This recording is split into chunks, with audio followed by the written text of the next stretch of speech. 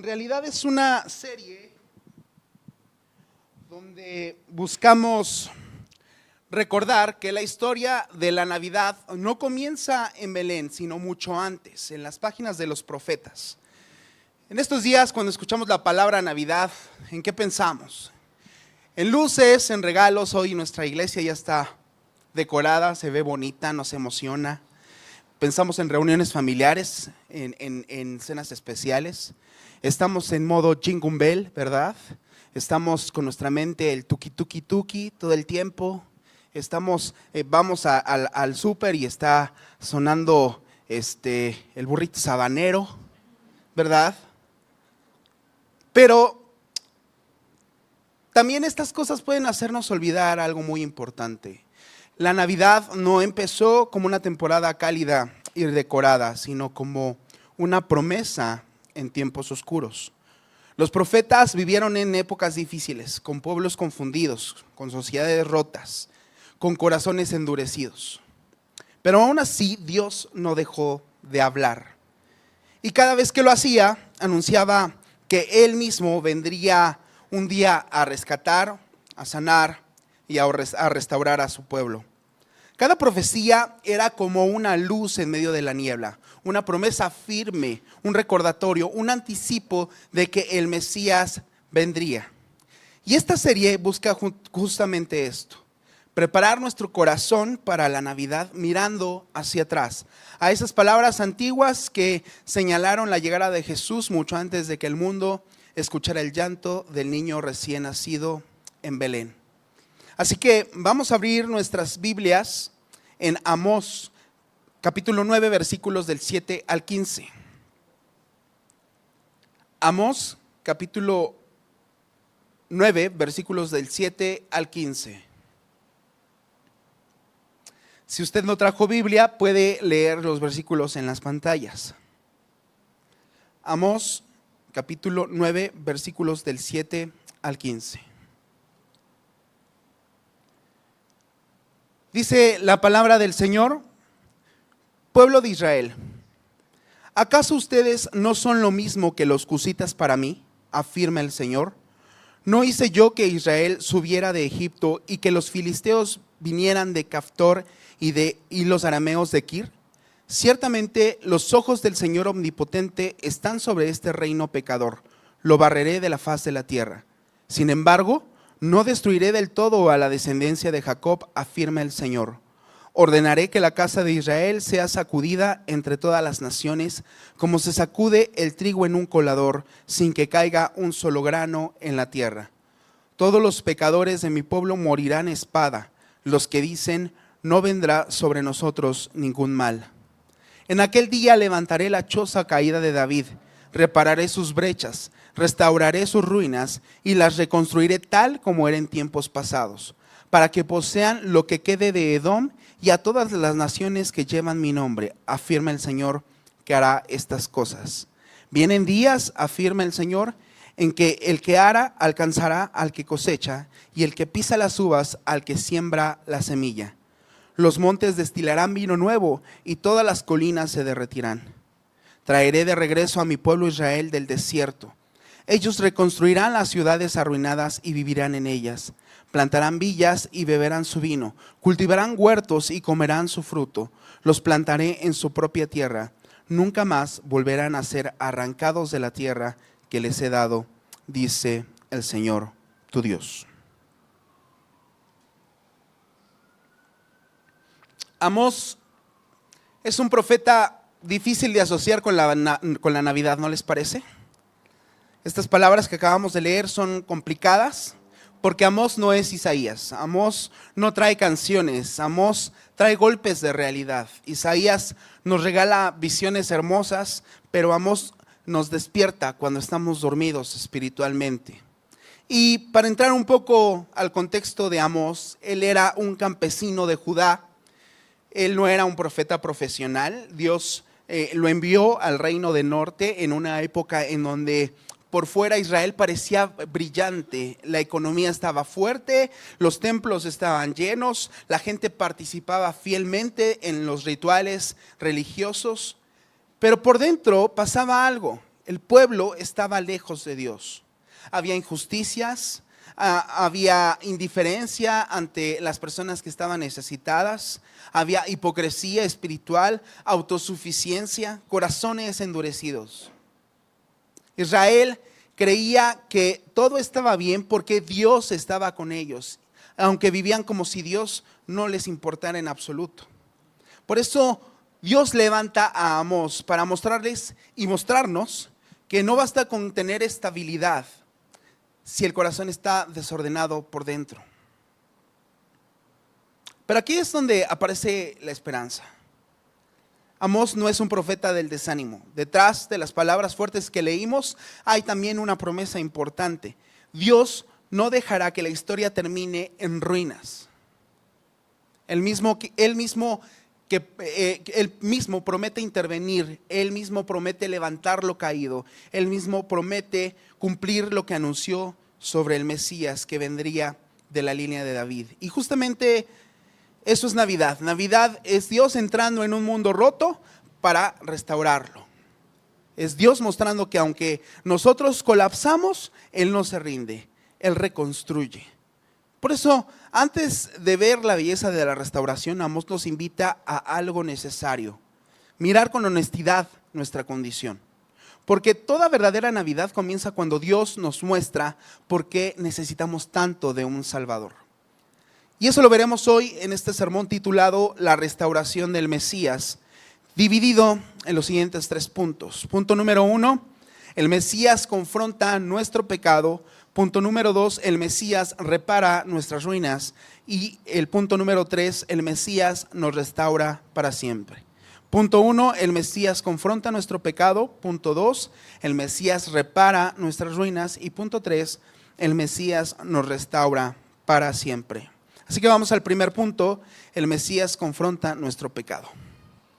Y lo primero que encontramos en este pasaje es una confrontación profunda y necesaria. En el versículo 7, Dios sorprende a Israel con una declaración que podría sonar muy escandalosa, ¿no creen? Dice: pueblo de Israel, ¿acaso ustedes no son lo mismo que los cusitas para mí? Y ustedes tienen que entender algo. Para Israel los cusitas eran considerados extranjeros lejanos. Ellos eran gente sin relevancia espiritual, eran gente sin privilegios, sin historia en los planes de Dios. Eran el símbolo de lo que Israel no era para Dios. Pero aquí en pocas palabras les dijo: Israel, por más historia espiritual que tengan, tu corazón te pone al nivel de quienes considero lejanos. El teólogo reformado irlandés John Motier explica que este versículo rompe la falsa seguridad de Israel. Ellos pensaban que por ser el pueblo escogido estaban automáticamente bien con Dios. Pero Amós les muestra que no es así. Dios no se impresiona por tener rituales, Dios no se impresiona por tener historia espiritual, por tener títulos religiosos. Él mira el corazón real, Él no mira la fachada. Y podríamos pensar, bueno, eso era para Israel. Pero la Escritura nos recuerda que también nosotros éramos cositas espirituales. ¿Qué leímos al inicio en la lectura que hizo Rodrigo en Efesios 2:12? Dice: recuerden que en ese entonces ustedes estaban separados de Cristo, excluidos de la ciudadanía de Israel y ajenos a los pactos de la promesa, sin esperanza y sin Dios en el mundo. En pocas palabras, este versículo nos recuerda que antes de Cristo estábamos completamente perdidos, ¿no es cierto? Y lo más fuerte es que aún después de conocer al Señor, podemos caer en la misma trampa que cayó Israel. Pensar que estamos bien solo porque estamos cerca de Dios, solo porque venimos a la iglesia, solo porque conocemos al pastor Víctor y al pastor Rodrigo. Podemos pensar que nuestra buena conducta nos hace especiales, que porque estamos aquí diezmando, ofrendando, alabando, levantando las manos, también estamos bien delante de Dios. Incluso eso nos hace medir nuestra vida espiritual con la de otras personas. Pero Amós nos aterriza. Amós nos dice: cualquier sentimiento de superioridad espiritual es una ilusión peligrosa. No somos diferentes porque seamos buenos, ni porque hayamos hecho algo padrísimo en la vida. Somos diferentes porque Cristo nos buscó, porque Cristo nos alcanzó, porque Cristo nos salvó. Si no fuera por Él, estaríamos igual de lejos que los cusitas. Pero, hermanos, esta confrontación también es muy necesaria. Dios nos baja de este pedestal que nosotros mismos hemos construido, para regresarnos al punto en donde empieza toda la verdadera restauración. En un corazón humilde que reconoce su necesidad de Cristo. Porque solo desde ahí el Señor comienza a obrar en nosotros. Amos continúa diciendo en el versículo 8: ciertamente los ojos del Señor omnipotente están sobre el reino pecador, lo barreré de la faz de la tierra. El lenguaje sigue siendo muy fuerte, pero también es muy preciso. Dios no habla así para destruir la esperanza del pueblo, sino para destruir su autosuficiencia. Ellos decían: tenemos todo, tenemos templo, tenemos historia, somos el pueblo elegido de Dios, pero confiaban en todo menos en Dios. El pastor Tim Keller llama a esto autojusticia religiosa, que es una especie de máscara que nos hace sentir bien por lo que hacemos, aunque nuestro corazón esté lejos de Dios. Y también Tim Keller dice en su libro de La Navidad Oculta: la Navidad irrumpe en un mundo que piensa que está bien. La Navidad irrumpe en un mundo que piensa que está bien. Dios entra para decirnos la verdad sobre nosotros mismos. Y eso es exactamente lo que vemos aquí. La Navidad, que es el Mesías, no entra a un mundo sano para decir: pues todos estamos sanos y ya todos felices y contentos. No, Dios entra a un mundo que se cree sano estando enfermo. Y es mucho más peligroso porque el corazón, nuestro corazón, no reconoce su enfermedad, y como no la reconoce, nunca va a buscar a su médico por sí solo. ¿Cómo se ve esa enfermedad en nosotros? Cuando justificamos nuestro pecado, ¿verdad? Diciendo: pues nadie es perfecto, tú también te equivocas. Cuando sabemos que algo está mal, pero pues lo dejamos crecer en secreto, al fin nadie sabe. Cuando nos sentimos moralmente superiores a otros, eso es una característica de algunos cristianos, ¿verdad? El creernos mejores que otros porque no son cristianos. Cuando nos enojamos más por el pecado de mi esposa, de mi esposo, de mis hijos, del pastor, que por los nuestros, ¿verdad? Cuando nos comparamos con otros y sentimos que no estamos tan mal. Mira aquel, ¿cómo anda? Yo sí voy a la iglesia todos los domingos, él no viene, mira, lleva 3 domingos faltando.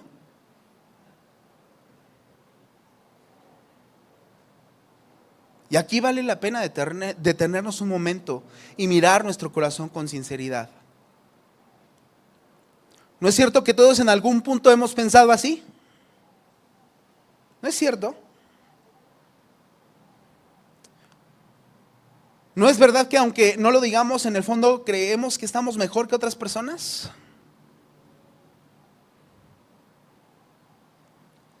Nos acostumbramos tanto a nuestras propias faltas que ya dejamos de verlas. Y cuando esto pasa, el corazón empieza a engañarse solo. Podemos estar rodeados de cosas espirituales, de esta decoración preciosa, de venir a la iglesia, de servir, de cantar, pero aún así estar lejos de Dios por dentro. ¿Se dan cuenta? El problema no es que pequemos, porque todos lo hacemos. El problema es cuando dejamos de reconocer nuestro pecado. Y aún así, en medio de esta confrontación aparece una frase que no podemos ignorar en este mismo versículo. Dice: sin embargo, no destruiré del todo la descendencia de Jacob. Esta es una declaración de juicio, sí, pero también es una declaración de esperanza. ¿Por qué no destruirá Dios completamente al pueblo? Porque hay una promesa que Él juró guardar. porque de la descendencia de Jacob vendría, ¿quién? El Mesías. Dios va a limpiar, Dios va a juzgar, Él va a sacudir, pero no va a cancelar su plan redentor. No va a borrar la línea de donde vendría el nacimiento de Cristo. Esta frase es como una luz en medio de la tormenta. Dios confronta, pero su propósito de salvación permanece intacto.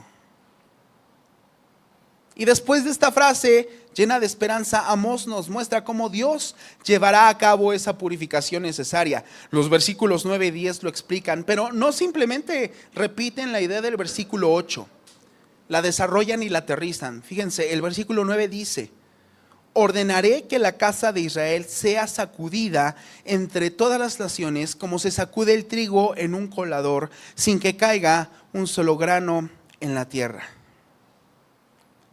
También suena padrísimo, ¿no creen? Amós usa una imagen muy simple, algo que todos hemos usado en casa cuando hacemos sopita, ¿verdad? ¿Un qué? Un colador, ¿no es cierto? Y la sacudida, ¿qué hace? Tiene dos funciones al mismo tiempo. Por un lado, separa lo que no te va a servir, y por el otro, conserva lo que sí te va a funcionar. Conserva lo que sí es verdadero. Lo sorprendente es que esta sacudida no solamente significa disciplina, significa también cuidado. Dios no está destruyendo al pueblo, está protegiendo lo que es real, lo que es suyo. Está preservando el corazón fiel para que su promesa no se pierda. Y fíjense, aquí es donde esto se conecta directamente con la Navidad, porque si Dios no sacude a Israel, el pueblo se pierde por completo. Y si el pueblo se pierde, ya no queda la familia de David, y si ya no queda la familia de David, entonces ya no puede venir Jesús. En otras palabras, la sacudida es parte del camino hacia Belén. La encarnación ocurrió en medio de una historia que venía Dios limpiando y preservando con paciencia. El nacimiento de Jesús no fue un accidente, fue el resultado de un Dios que prepara el terreno, incluso cuando este terreno necesitaba ser removido primero. Y eso exactamente, hermanos, es lo que podemos ver en Amós.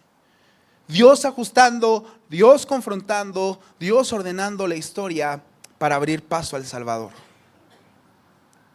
La disciplina de Dios no viene para terminar la historia, sino para acomodar el escenario donde entrará Cristo. Y hermanos, les pregunto sinceramente, ¿Dios no hace lo mismo con nosotros hoy? Dios también nos sacude para que Cristo entre en nuestra historia. Pero no lo hace con violencia, hermanos. Dios lo hace como un padre que con amor firme remueve lo que nos está dañando. Y no lo entendemos, pero a veces Dios nos tiene que quitar apoyos que nunca debimos tener. A veces Dios nos tiene que confrontar con verdades que no queríamos escuchar. A veces nos deja sin excusas porque ya no podemos huir más. Y en ese temblor, en esa crisis, en esa incomodidad que no pedimos, sucede siempre algo precioso. Dios abre espacio en nuestro corazón para que el Salvador pueda nacer ahí. Seamos honestos. La mayoría de nosotros no buscamos a Cristo cuando todo está bajo control. Lo buscamos cuando algo se rompe en nuestras vidas, cuando el piso se mueve, cuando el alma duele, cuando sentimos que ya no podemos seguir, cuando nuestras fuerzas ya no alcanzan. Y en ese dolor descubrimos que esa sacudida era Dios acercándose a nosotros,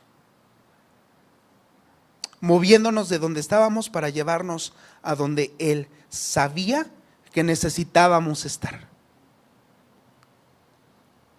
¿Se dan cuenta? Era Dios preparando un Belén dentro de nosotros. Y en ese mismo tono pasamos al versículo 10, donde Amós completa este cuadro con un contraste muy serio. Todos los pecadores de mi pueblo morirán a espada. Los que dicen no vendrá sobre nosotros ningún mal.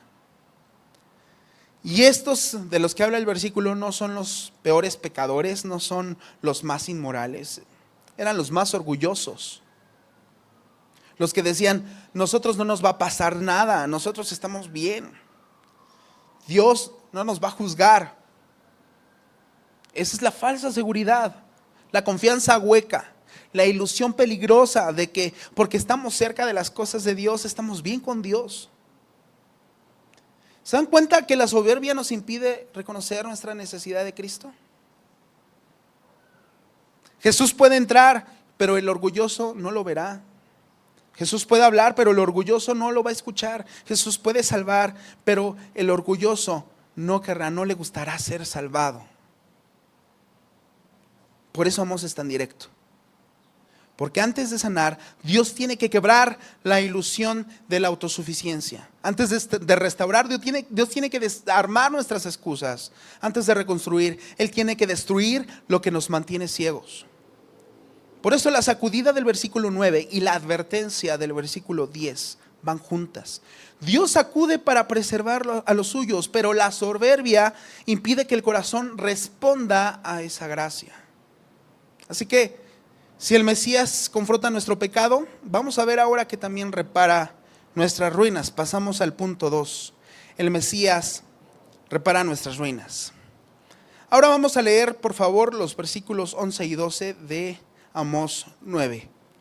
En aquel día levantaré la choza caída de David, repararé sus brechas, restauraré sus ruinas y las reconstruiré tal como era en tiempos pasados, para que posean lo que quede de Edom y a todas las naciones que llevan mi nombre, afirma el Señor que hará estas cosas.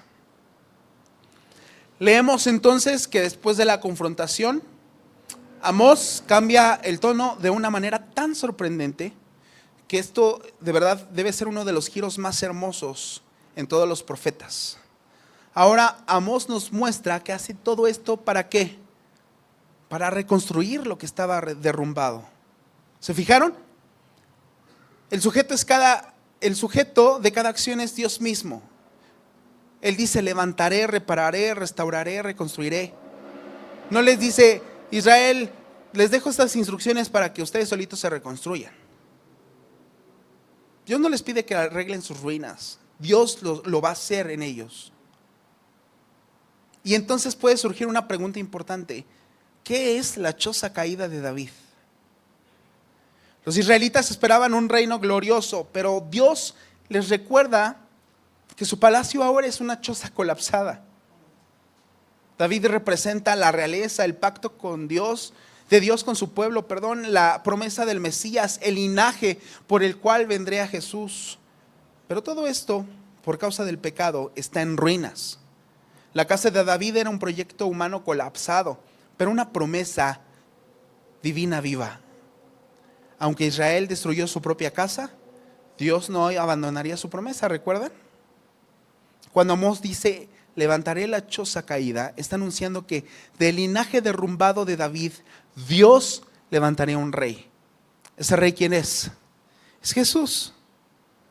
El teólogo cristiano James Packer, en su libro Conocer a Dios, nos explica que la encarnación es la manera en que Dios decidió meterse dentro de nuestra historia rota para hacer nuevas todas las cosas. Dios decidió meterse dentro de nuestra historia rota para hacer nuevas todas las cosas. ¿Qué significa esto? Significa que Dios mismo se hizo ser humano. Tomó un cuerpo real, se hizo carne y hueso, tuvo sentimientos, lloró, se cansó, tuvo dolor. Dios entró al mundo que nosotros arruinamos por el pecado. Y eso es exactamente lo que vemos aquí. Dios entrando en las ruinas del mundo para levantar lo que el pecado había destruido. La encarnación es el acto más hermoso de la cercanía divina. El Dios infinito haciéndose un niño indefenso para restaurar un mundo que no podía restaurarse solo. Jesús diciendo, tu historia está quebrada, pero yo la levantaré desde sus cimientos. ¿Se dan cuenta de lo profundo que puede ser esto? Dios no reconstruye desde lejos. Él entra, Él llega a la ruina, Él se hace parte de la historia arruinada para poder transformarla desde dentro. Y hermanos, la Navidad no sucede en palacios. ¿Dónde sucedió la Navidad? En un establo, ¿no es cierto? Y esto nos hace ver algo hermoso. Así como Jesús eligió nacer en un establo, en el lugar más humilde, más sucio, más indigno, también así elige nacer en nuestro corazón. Que tantas veces es muy parecido a este pesebre. No espera a que limpiemos todo, no espera a que ordenemos nuestras emociones, no espera a que le echemos una barridita, no espera a que resolvamos todos nuestros pecados para que entonces Él pueda venir. Viene precisamente al lugar más roto, más oscuro, más desordenado, porque una parte preciosa del carácter de Dios es que Él entra donde nadie más va a entrar y transforma lo que nadie más podría transformar. Así como aquel establo fue transformado por la presencia del Rey, también nuestros corazones se vuelven lugares donde su luz y su vida obran inesperadamente. ¿Cuántos de nosotros esperábamos la obra de Cristo en nuestras vidas?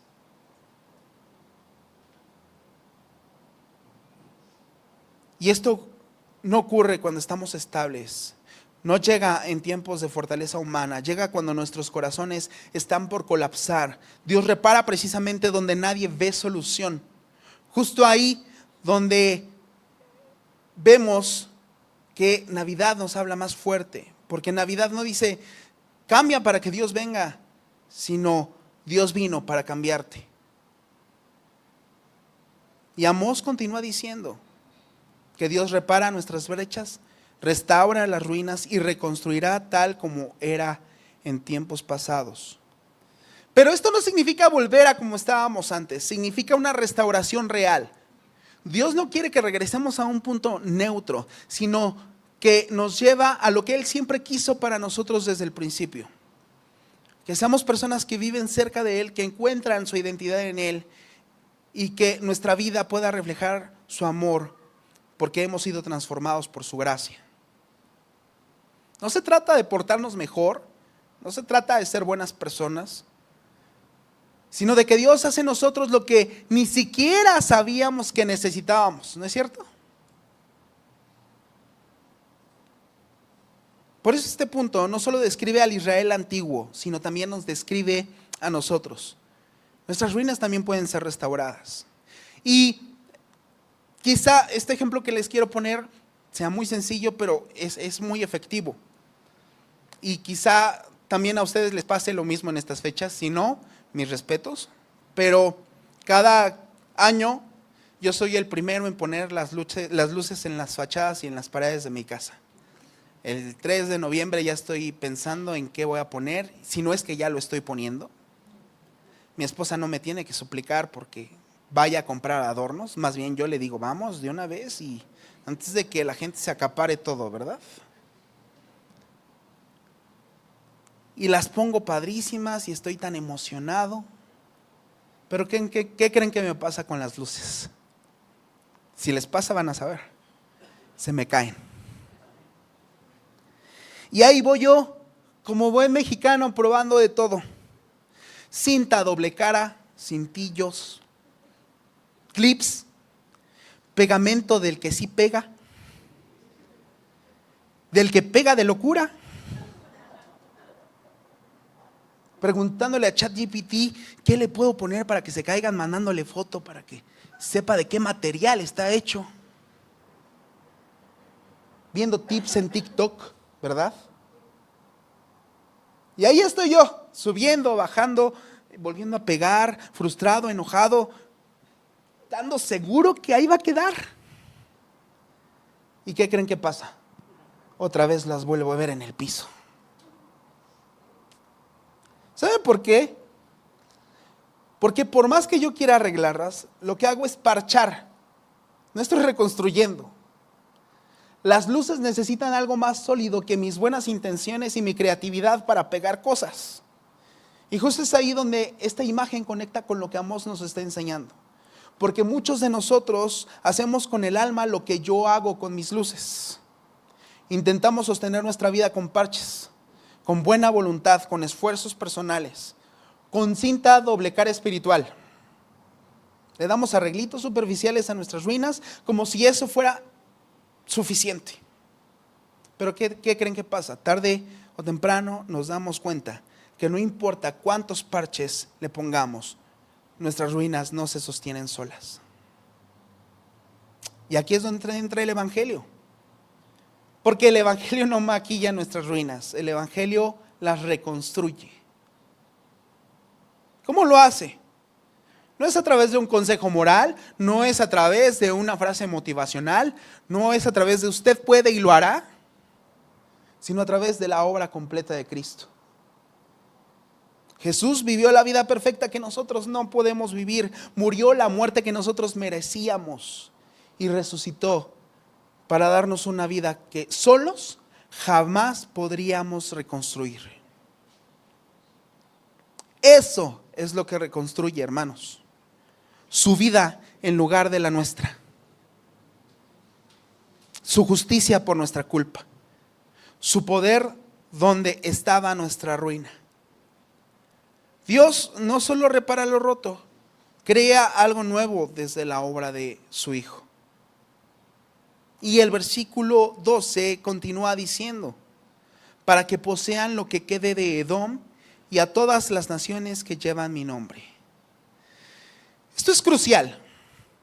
Dios reconstruye para que otros entren.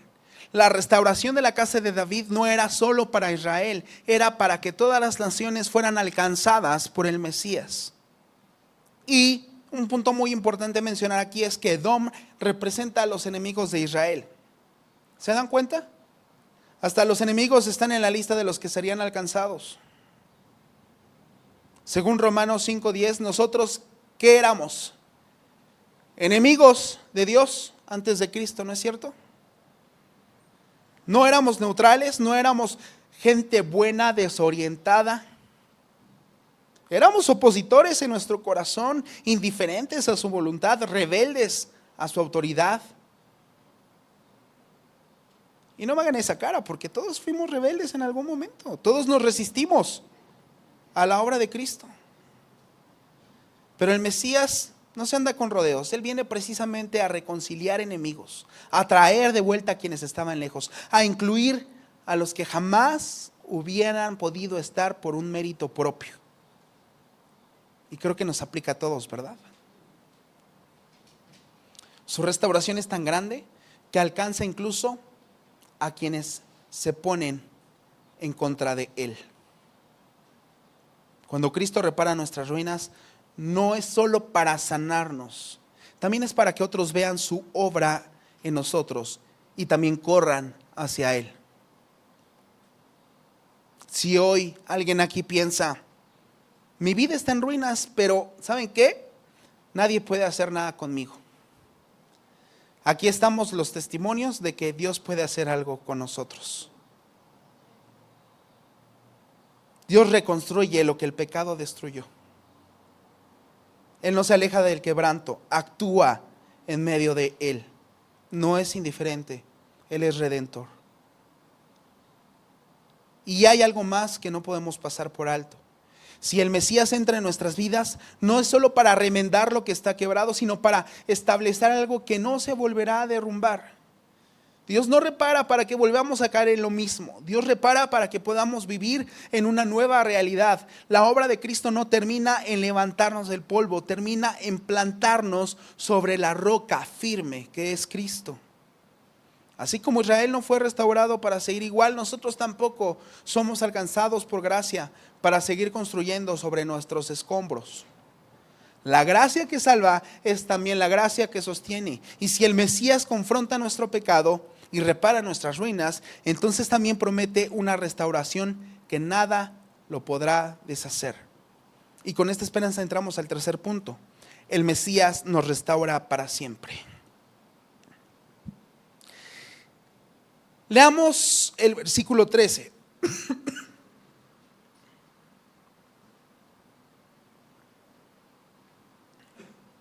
Dice la palabra: vienen días, afirma el Señor, en el que el que ara alcanzará al que cosecha, y el que pisa las uvas al que siembra la semilla. Los montes destilarán vino nuevo y todas las colinas se derretirán. Entonces, después de mostrarnos que Dios confronta nuestro pecado y que Dios repara nuestras ruinas, Amós nos lleva al clímax de esta profecía: la restauración final, completa y eterna que solo el Mesías puede traer. Y estos últimos versículos del 13 al 15 son como un amanecer después de una larga noche. Ya nos destruyó, ya nos mostró nuestro pecado, ya nos dijo que solo Él nos puede reparar. Y entonces el tono cambia, ya no es un tono de juicio ni de disciplina, ya es un tono que trae a nuestros corazones paz. El versículo 13 comienza con una imagen sorprendente. Dice: vienen días en el que ara alcanzará al que cosecha. ¿Qué significa esto? Los teólogos Motier y Stott explican que esta es una manera poética de mostrar en palabras simples que la cosecha será tan grande que no dará tiempo de terminar una antes de que empiece la siguiente cosecha. Es como si Amós dijera: ¿vieron las ruinas? Ahora miren la sobreabundancia. ¿Por qué tanto?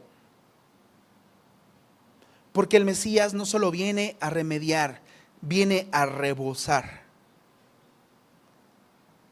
Y es exactamente lo que Amós nos pinta aquí: un futuro que desborda con la llegada del Rey. Amós no está hablando de campos llenos ni de cuentas de banco rebosadas. Está hablando de gracia, de una obra de Dios tan generosa, tan inesperada y tan inmerecida que va a romper todas nuestras expectativas. Y eso, hermanos, es exactamente lo que celebramos en la Navidad. Que Cristo nació para llenar nuestra vida con una gracia que nunca se va a agotar. ¿Se dan cuenta cómo su gracia obra en nuestras vidas? Cuando vemos que el pecado parecía demasiado profundo, ¿qué pasa? Él lo perdona por completo, ¿no es cierto?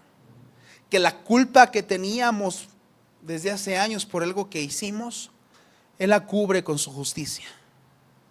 Que la sequedad que tenía nuestra fe, Él la riega con su salvación. Navidad nos recuerda que el Salvador no vino para darnos apenas lo necesario, sino para llenarnos hasta desbordar. En Cristo somos sostenidos día tras día por una gracia que jamás terminará. Y en este tenor el versículo 14 continúa con esta misma visión de abundancia, pero ahora la aterriza en algo profundamente personal. Dice: traeré de regreso a mi pueblo Israel del destierro. Ellos reconstruirán las ciudades arruinadas y vivirán en ellas. Plantarán viñas y beberán su vino. Cultivarán huertos y comerán su fruto. Stott y Motier coinciden que esta no es solo una descripción agrícola literal, sino una imagen de restauración integral. Aquí Amós está diciendo que cuando el Mesías venga, no solo nos rescatará del pecado, sino que también nos traerá de regreso a casa, a la vida que perdimos a consecuencia del pecado. Cuando Cristo vino al mundo, no solo vino a perdonar, sino a restaurar lo que el pecado había desordenado en nosotros. Eso es lo que está detrás de esta descripción. Dios tomando la vida que el pecado fracturó, devolviéndola a un orden nuevo bajo el reinado de Cristo. Cuando Cristo entra en nuestra historia, lo que estaba estéril comienza a dar fruto, lo que estaba dañado empieza a repararse, lo que estaba vacío comienza a llenarse. Eso es Navidad, hermanos. Dios trayéndonos del destierro. El pecado nos había llevado lejos de Dios, de nosotros mismos, de la vida que Él diseñó. Pero el nacimiento de Cristo marca el inicio del regreso. La gracia de Jesús renueva nuestras vidas. Y esta restauración no es instantánea, pero sí es segura. Dios promete que su obra en nosotros dará fruto tal como la tierra vuelve a producir cuando Dios la toca. Es su manera de decirnos: mi gracia no solo te perdona, también te reconstruye. Y para finalizar el versículo 15 cierra este pasaje con una de las promesas más firmes de toda la Escritura: los plantaré en su propia tierra, nunca más volverán a ser arrancados.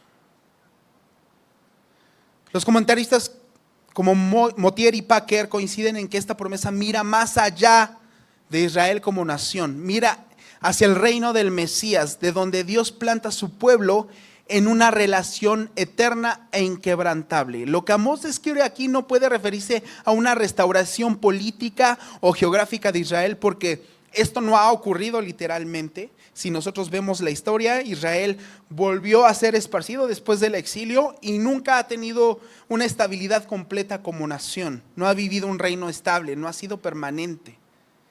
Y esto no significa que Dios haya fallado en su palabra. Más bien, como explican estos comentaristas, Dios estaba hablando de algo más grande y profundo, de que el pueblo se reuniría en Cristo. Un pueblo formado no por fronteras o banderas, sino por fe. Esto nos apunta a nosotros como iglesia, hermanos. El pueblo del Mesías, donde judíos y gentiles son plantados siempre en el amor y en la gracia de Dios. Cuando Jesús nació en aquel establo, Dios estaba cumpliendo su promesa. El Mesías vino para plantarnos en algo más firme, en su gracia, en su reino, en su amor, en su obra perfecta. Y Navidad nos recuerda que si estamos en Cristo, no seremos arrancados de su mano. No seremos arrancados por el pecado, por nuestras debilidades, por nuestro pasado, por nuestros temores más grandes, porque lo que Dios planta, Dios mismo guarda. Jesús lo dijo con palabras que parecen un eco directo de Amós en Juan 10:28. No lo busquen, pero se los voy a leer. Dice: yo les doy vida eterna y nunca perecerán, ni nadie podrá arrebatármelas del amado. Yo les doy vida eterna y nunca perecerán, ni nadie podrá arrebatármelas de la mano. ¿Se fijan? Amós veía todo esto como algo que Dios haría en el futuro, pero nosotros lo vemos cumplido en Cristo. Y sabemos que un día lo veremos terminado por completo cuando estemos con Él en la eternidad. Navidad nos recuerda que Dios cumple lo que promete. La cruz lo confirma y la resurrección lo asegura para siempre. Por eso Amós no es un profeta distante. Amós nos prepara para Belén. Nos muestra que Belén era necesario. Nos muestra qué clase de Salvador necesitábamos y nos recuerda que ese Salvador vino y volverá por nosotros. Hermanos, si Dios pudo transformar un establo, el lugar más humilde, más oscuro, en el escenario más maravilloso donde nació el Salvador, también puede seguir transformando nuestras vidas, nuestra historia, nuestro corazón. Jesús no se mantiene lejos de lo roto. Él camina hacia lo roto. Entra donde nadie más quiere entrar. Y hace nuevo lo que nadie más puede cambiar. Amós nos recuerda que la Navidad no solo es una historia pasada, es una declaración presente. La misma luz que brilló en aquel pesebre todavía destruye nuestras tinieblas. El mismo Rey que vino a un mundo en ruinas sigue viniendo hoy a nosotros, a personas en ruinas. Y cada vez que lo hace, ocurre lo mismo.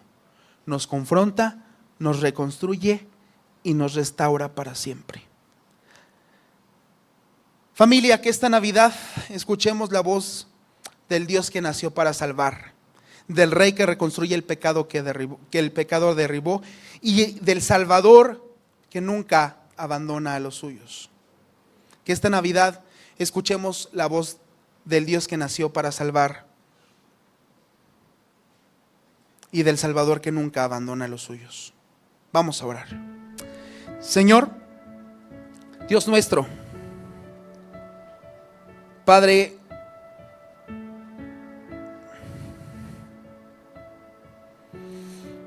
venimos delante de ti reconociendo lo que somos sin tu gracia.